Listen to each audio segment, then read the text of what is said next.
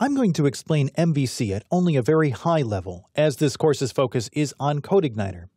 For a more comprehensive description, I recommend MVC Frameworks for Building PHP Web Applications with Drew Falkman, here in the lynda.com online training library. MVC stands for Model, View, Controller. It's a software design pattern that separates the representation of information from user interaction. This explicit separation of components allows for greater code reusability and logical separation of program responsibilities. In short, MVC keeps code organized, which in turn helps projects and teams. CodeIgniter uses a loose approach to MVC, which I'll get into more detail in a bit. There are three components to MVC. The first, Model, is the representation of data structures, business rules, and functions. This is where really basic create, read, update, and destroy, or CRUD functionality is defined. Next is a view, which is a representation of the information that's presented to the user.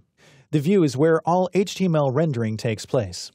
The most program logic that's in a view is a really simple if-then, like if something exists, then display it. Anything that takes more logic than that, like deciding what to do based on user input, is delegated to the controller, which serves as kind of an intermediary between the model and the view. The controller sends commands to the other components, like model, save yourself, then view, show a message saying that the model is saved.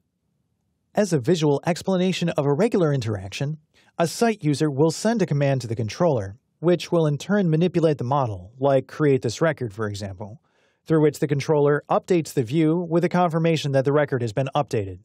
The user sees the final HTML representation in the view. Earlier, I mentioned that CodeIgniter uses a loose approach to MVC. To be clear, CodeIgniter's use of models is unique and does not precisely fit in the traditional definition of a model within MVC design patterns. They're more like a domain object, which is a collection of properties. Models in CodeIgniter are optional. Depending on your project needs, you can completely leave it out, leaving only a minimal application with just controllers and views. I'm going to demonstrate CodeIgniter's implementation of models. Now that we've got this theory out of the way, let's start building an application by installing the CodeIgniter framework.